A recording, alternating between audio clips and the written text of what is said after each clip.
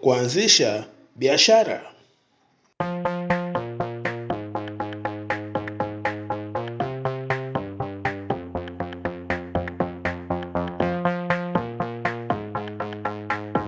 Bado tuko kwenye wiki yetu ya biashara za nafaka. Tumeshaona biashara za aina mbili.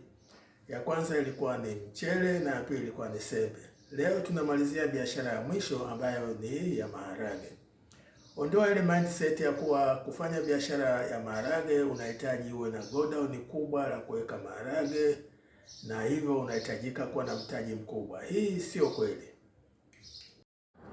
Ukianza biashara ya maharage kwa kukurupuka, mwezi wa 10 au 11 wakati bei imechangamka, unaweza kufilisika haraka kuliko yule anayeanza na 500,000 wakati wa mavuno.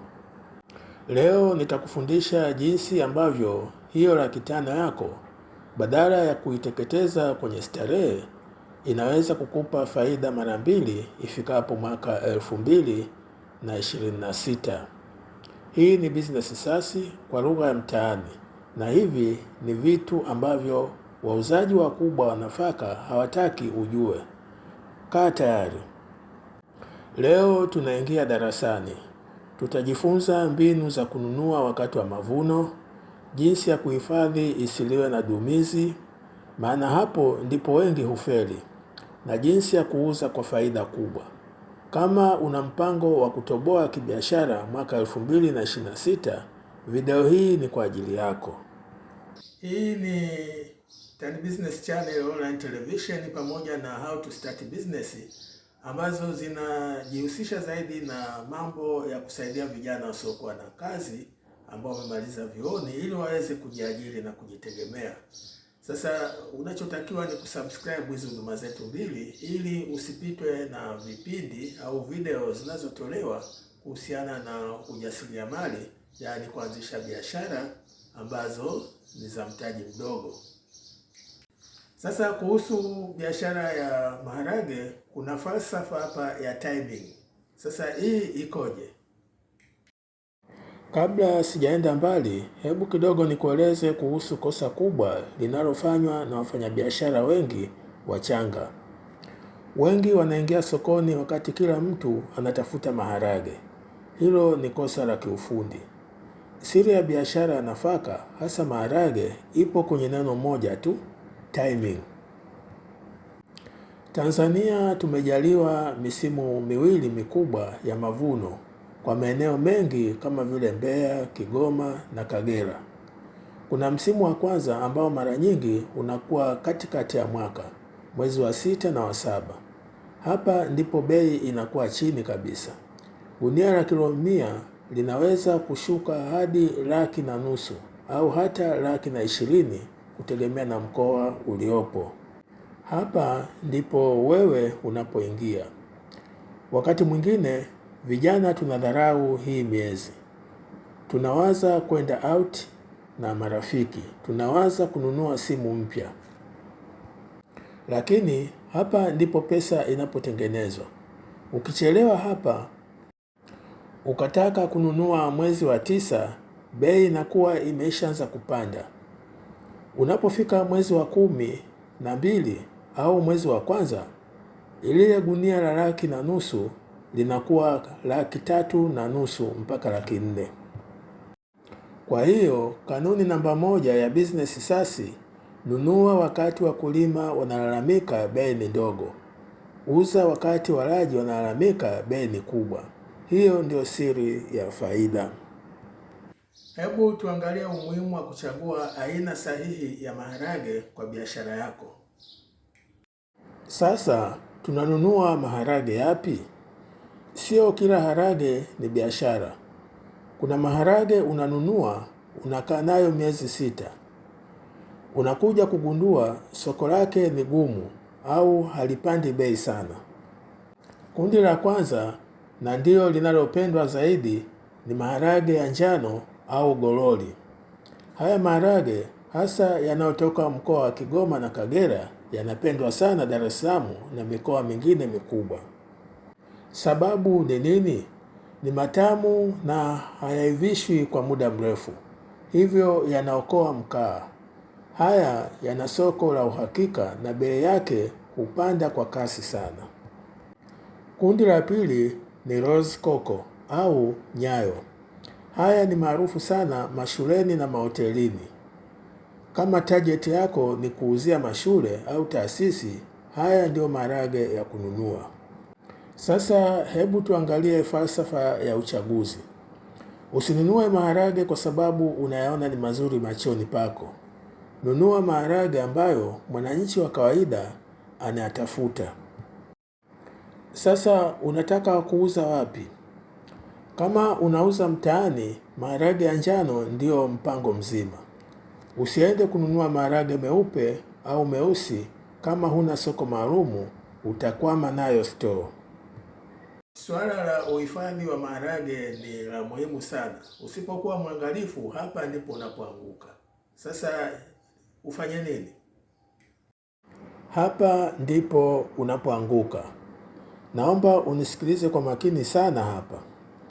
Unaweza kuwa na mtaji, unaweza kuwa na timing nzuri ya kununua, lakini kama hujui kuhifadhi maharage, utapoteza mtaji wako wote ndani ya miezi miwili. Adui mkubwa wa maharage anaitwa dumizi. Huyu mdudu hana huruma. Anaweza kula gunia zima la maharage likabaki kuwa unga mtupu. Kuna mbinu mbili za kuhifadhi ambazo nataka nikufundishe leo. Mbinu ya kwanza ni ya kisasa na salama zaidi. Matumizi ya mifuko ya PICS. Hii ni mifuko maalum yenye matabaka matatu. Ukiweka maharage humu na kufunga vizuri, hakuna hewa inayoingia. Wadudu hawawezi kuishi bila hewa. Hii inakuepusha na gharama za dawa na ni salama kwa afya ya walaji. Mbinu ya pili ni kutumia dawa za kuhifadhi nafaka zilizothibitishwa. Lakini hapa kuna changamoto. Vijana wengi wanakosea vipimo. Akiambiwa kidonge kimoja kwa gunia, yeye anaweka vitatu akidhani ndio yataiva vizuri. Hapana, usifanye hivyo. Hiyo ni sumu. Fuata maelekezo ya wataalamu. Kuna jambo jingine muhimu. Unapohifadhi, hakikisha maharage yamekauka vizuri. Unyevu ni adui. Yakikaa na unyevu yanatengeneza ukungu na kuoza. Hakikisha ghalani mwako mna mzunguko mzuri wa hewa na usiweke mifuko sakafuni moja kwa moja. Weka juu ya palesi au mbao. Sasa hebu tuangalie mchanganuo wa mtaji wa Laki5 ambao unaweza ukautumia kuanzisha biashara ya maharage. Sasa hebu tuangalie mchanganuo wa bajeti wa hii biashara ambayo unataka kuanza kwa mtaji mdogo. Tuseme una hiyo Laki5 yako mkononi. Wakati wa mavuno, tuseme mwezi wa 7, gunia la kilo 100 la maharage linaweza kupatikana kwa wastani wa shilingi Laki1.5 mpaka Laki1.80 shambani. Kwa Laki5 una uwezo wa kupata magunia 2 na chenji kabaki ya usafiri na uhifadhi. Hapa tunazungumzia kuanza kidogo. Usiogope kuanza na magunia 2. Sasa ngoja nikueleze siri ya faida. Unatakiwa kuwa na uvumilivu wa chuma. Unayahifadhi haya maharage mpaka mwezi wa 2 au wa 3 mwaka unaofuata. Kipindi hicho shule zimefungwa, mvua zinanyesha na mavuno hamna. Lile gunia ulilonunua Laki1.5 sasa hivi sokoni linatembea kwa Laki3.5 mpaka Laki4. Kwa hiyo kwa magunia yako 2 umetengeneza karibu mara 2 ya faida. Ukiuza kwa shilingi Laki3.5 mara 2, hiyo inakuwa ni Laki7. Utoe mtaji wako wa Laki3 wa kununulia, unabaki na faida ya Laki4. Hii ni faida ambayo benki haiwezi kukupa kwa miezi 6. Na kumbuka, huu ni mfano wa kuanza na mtaji wa Laki5. Je, yule anaanza na milioni 5? Piga hesabu mwenyewe uone biashara ilivyo.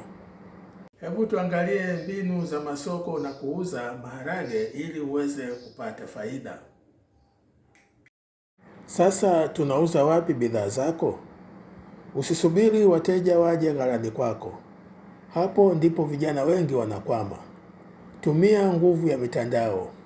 Piga picha maharage yako yakiwa masafi. Ingia kwenye magrupu ya WhatsApp ya mtaani kwako. Weka status. Njia nyingine ni parasites marketing. Nenda kwenye mashule ya jirani, nenda kwenye migahawa midogo midogo. Usiende kuuza kwa jumla kwa madalali.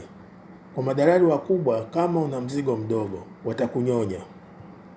Uza kwa rejareja au kwa kati, yaani debe, kwa majirani na wamiliki wa migahawa. Huko ndiko kwenye faida kubwa zaidi kwa mtu wa mtaji mdogo. Kumbuka, maharage hayaozi yakitunzwa vizuri.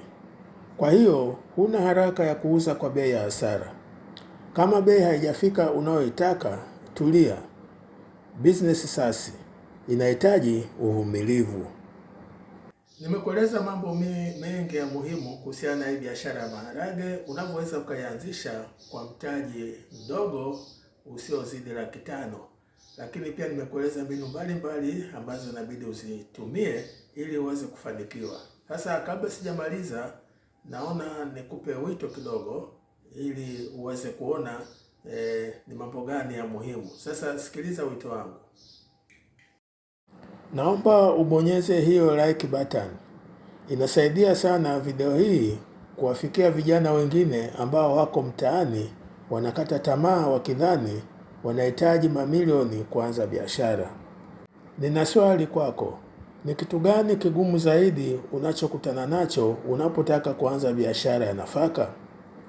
Ni ukosefu wa soko au ni hofu ya wadudu waharibifu? Niandikie kwenye comments hapo chini, nitapata hilo swali na nitakujibu kwa uzoefu wangu. Hii inahitimisha wiki yetu ya biashara ya nafaka. Natumaini umepata kitu cha kwenda kufanyia kazi. Usiwe msikilizaji tu, kuwa mtendaji. Anza na hiyo Laki5. Mimi ni mtangazaji wa kipindi na pamoja na video Ali Mwambola. Naomba muendelee kuangalia Tan Business Channel Online Television. Kuanzisha biashara.